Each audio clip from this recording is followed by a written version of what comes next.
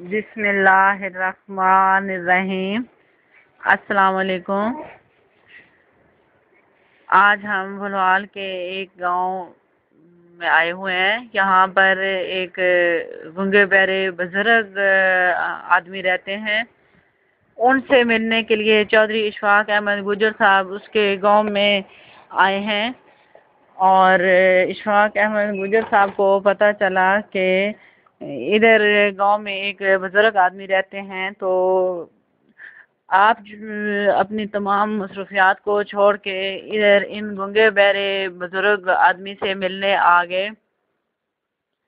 چودھری اشفاق احمد گجر صاحب کا دن رات یہی کام ہے کہ آپ گنگے بہرے افراد کی بہتری اور بھلائی کے لیے کام کر رہے ہیں۔ ان کے لیے روزگار کی تلاش ہے، ان کے لیے شادیوں کی کوشش ہے، اجتماعی شادیوں کا ارینج کیا۔ پہلے 10 کپلز کی شادی ہوئی اور دوبارہ سے 20 کپلز کی شادیاں جو ہیں وہ تیار کر کے اب رمضان شریف کے بعد یہ سلسلہ شروع ہو رہا ہے کہ پھر 20 جوڑوں کی پھر شادیاں ہوں گی۔ یہ گنگے بہرے افراد کی شادیاں کروانا، ان کی بھلائی کے لیے کام کرنا، یہ اشفاق احمد گجر صاحب کی زندگی کا مشن ہے۔ آپ خود بھی نہیں بول سکتے، گنگے بہرے ہیں، لیکن آپ نے ان کی صدارت سنبھالی ہوئی ہے۔ آپ ڈیف ویلفیئر سوسائٹی کے صدر ہیں۔ تمام گنگے بہرے افراد کے ہر کام کے لیے آپ دن رات دوڑتے ہیں اور بہت احسن طریقے سے تمام کام جو ہیں وہ آپ کر لیتے ہیں۔ آپ کو سرگودا میں جب پتہ چلا کہ ایک بھلوال سے دور ایک گاؤں میں ایک گنگے بہرے بزرگ آدمی ہیں، تو آج ان کی ملاقات کے لیے اشفاق احمد گجر صاحب اپنی ٹیم کے ساتھ ان بزرگ کے گھر آئے۔ اشفاق احمد گجر صاحب کو ان بزرگ نے بہت اچھے طریقے سے خوش آمدید کہا، اور اس کے بعد اشفاق احمد گجر صاحب نے ان بزرگوں کی زندگی کے بارے میں جاننے کے لیے ان سے سوالات شروع کیے، ان سے اپنی اشاروں کی زبان میں گفتگو شروع کی۔ تو یہ بزرگ بتاتے ہیں کہ میری عمر اس وقت تقریباً 100 سال ہو چکی ہوئی ہے۔ میری شادی نہیں ہو سکی تھی کیونکہ میں گنگا بہرا بندہ تھا، تو میرے لیے یہ کام جو ہے یہ ایک ناممکن تھا کہ بس میری شادی ہوتی۔ میں جب چھوٹا تھا تو میرے گاؤں سے گنگے بہرے بچوں کا اسکول جو ہے وہ سرگودا شہر میں تھا۔ میرے والدین کے لیے یہ بہت مشکل تھی کہ وہ مجھے اس اسکول میں پڑھاتے، لہٰذا والدین مجھے تعلیم بھی نہ دے سکے۔ اور اس کے بعد جب میں بڑا ہوا تو بہرحال میرے جو دوسرے بولنے والے بہن بھائی تھے ان سب کی شادیاں ہو گئیں، لیکن میری شادی بھی نہ ہوئی۔ میرے ان بہن بھائیوں نے کبھی مجھے نہیں دیکھا کہ ایک بھائی ہے جو گنگا بہرا ہے اور یہ ہمارا ہی بھائی ہے تو اس کا ہم پہ حق ہے ہم اس کا دھیان کریں۔ انہیں کوئی پتہ نہیں میں کہاں ہوں، میں کہاں زندگی گزار رہا ہوں۔ میں اس وقت عمر کے اس حصے میں ہوں جہاں مجھے بہت سی مشکلات ہیں، اور مجھے یہ وہ سٹیج ہے جس سٹیج میں صرف اور صرف اپنی بیوی اور بچے ہی ساتھ دے سکتے ہیں اور انسان کو سنبھال سکتے ہیں، لیکن میں ان سارے رشتوں سے محروم ہوں۔ ماں باپ تو بہت پہلے چلے گئے، بہن بھائی وہ ہیں جن کو پتہ ہی کوئی نہیں ہے کہ گنگا بہرا بھائی بھی ہے، اور بیوی بچے تو جب شادی نہیں ہے تو ایسا بھی کوئی رشتہ میرے پاس نہیں ہے۔ جب تک میری صحت ٹھیک رہی میں چلتا پھرتا رہا، بس میں کبھی کسی رشتہ دار کے گھر سے روٹی کھا لی، کبھی کسی دوست کے پاس کھا لی، بس کبھی بھوکا ہی سو گیا، میرا وقت اس طرح گزرتا رہا۔ لیکن اب میں اتنا بوڑھا اور اتنا کمزور ہو چکا ہوں کہ میں باہر نہیں جا سکتا ہوں، بس میں ادھر ایک دوست کے گھر وقت ہی گزار رہا ہوں۔ اس دوست نے میرا اس وقت ساتھ دیا ہے کہ یہ اپنے گھر مجھے رکھے ہوئے ہیں۔ ان کی زندگی جو ہے بہت ہی مشکل اور بہت ہی عجیب مرحلے سے اس وقت گزر رہی ہے۔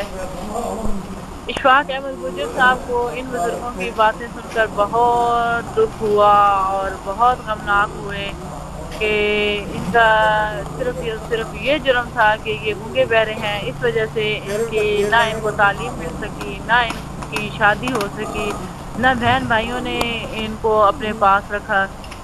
تو یہ بہت بڑی ٹریجڈی ہے۔ اگر ہمارے خاندان میں، ہمارے ادھر ماحول میں کوئی ڈسیبل لوگ ہیں تو ان کو اس طرح نظر انداز کر دینا یہ بہت بڑی گناہ کی بات ہے اور بہت بڑی ظلم کی بات ہے۔ اشفاق احمد گجر صاحب تمام والدین کو ہمیشہ ہر پارٹی میں، ہر فنکشن میں یہی سمجھاتے ہیں کہ گنگے بہرے افراد کی گنگے بہرے افراد کے ساتھ ہی شادیاں کروانی چاہیے۔ اس طرح ان کی زندگی بہت کامیابی کے ساتھ گزرتی ہے، اور پھر جب بچے ہو جاتے ہیں تو یہی بچے بڑے ہو کے اپنے ان گنگے بہرے ماں باپ کو بہت اچھے طریقے سے سنبھال لیتے ہیں اور ان کا سہارا بن جاتے ہیں، ان کے ذمہ دار بن جاتے ہیں، اور ان کی جو آخرت کی زندگی ہے وہ بہت اچھے طریقے سے گزرتی ہے۔ یہ بزرگ جو ہیں یہ بہت ہی اس وقت پریشان ہیں، کوئی ان کا ذریعہ آمدنی نہیں ہے، کوئی بہن بھائی نہیں ہے، کوئی رشتہ دار نہیں ہے، یہ کھانے پینے کی طاقت بھی نہیں رکھتے کہ کھانا ہے تو اب اٹھا کے کھایا جائے۔ ایسے عالم میں تو صرف اور صرف بیوی اور اولاد ہی ساتھ دیتی ہے۔ بہرحال ان کی زندگی کے بارے میں جان کے بہت اشفاق احمد گجر صاحب کو افسوس ہوا، اور وہ کہتے ہیں میں انہی چیزوں کو مد نظر رکھتے ہوئے میں گنگے بہرے افراد کو ساتھ لے کر بھاگتا ہوں اور چلتا ہوں۔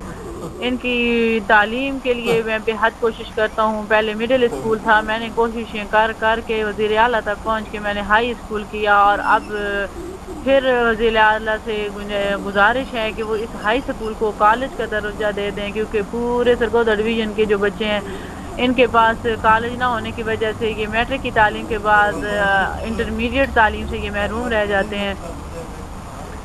اشفاق احمد گجر صاحب ان کی تعلیم کے لیے، ان کی نوکریوں کے لیے، ان کی شادی کے مسائل کے لیے، ان کی زندگی کے ویسے اگر کوئی لڑائی جھگڑے پریشانی ہے ان سب کاموں کو دور کرنے کے لیے، ان سب مسئلوں کو حل کرنے کے لیے دن رات محنت کرتے ہیں۔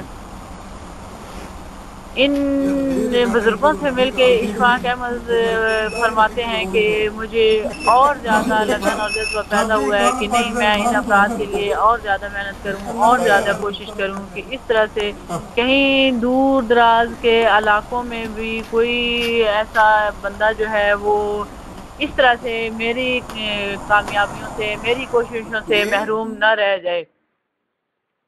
تو اشفاق احمد صاحب نے ان بزرگوں سے جتنا تعاون کر سکتے تھے ان سے تعاون کیا، ان سے محبت کی، اور انہیں یقین دلایا کہ میں گاہے بگاہے آپ سے ملتا رہوں گا، چکر لگاتا رہوں گا، آپ کی خدمت میں حاضر ہوتا رہوں گا۔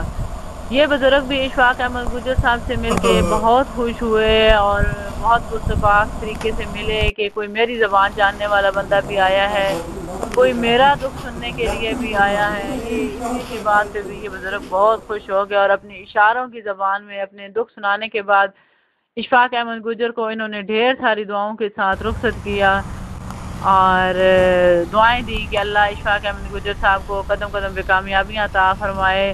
آپ معذور ہوتے ہوئے بھی معذور لوگوں کے لیے دن رات محنت کر رہے ہیں، آپ انسانی روپ میں فرشتہ ہیں۔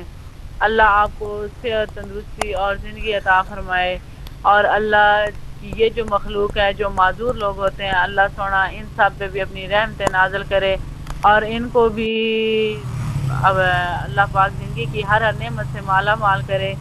اور میرے صحیح و سلامت بولنے والے، سننے والے، چلنے پھرنے والے صحت مند بہن بھائیوں ساروں سے گزارش ہے کہ اگر اللہ نے ہمیں صحت، تندرستی اور زندگی عطا کی ہوئی ہے تو وہ قادر ہے، وہ چاہے تو وہ بولنے والوں کو ایک لمحے میں وہ ڈیف کر سکتا ہے۔ یہ چیزیں تو اللہ نے پتہ نہیں کس مصلحت کے لیے پیدا کی ہوتی ہیں کہ کسی کو رزق زیادہ عطا کیا ہے، کسی کو معذور بنایا ہے، کسی کو صحیح سلامت بنایا ہے، یہ سب آزمائش ہوتی ہے۔ لیکن اس طرح کسی معذور افراد کو نظر انداز کر دینا، جس طرح یہ بزرگ بالکل ہی نظر انداز ہوئے اپنی زندگی کی آخری سانسیں پوری کر رہے ہیں، یہ گناہ کبیرہ میں شامل ہے۔ تمام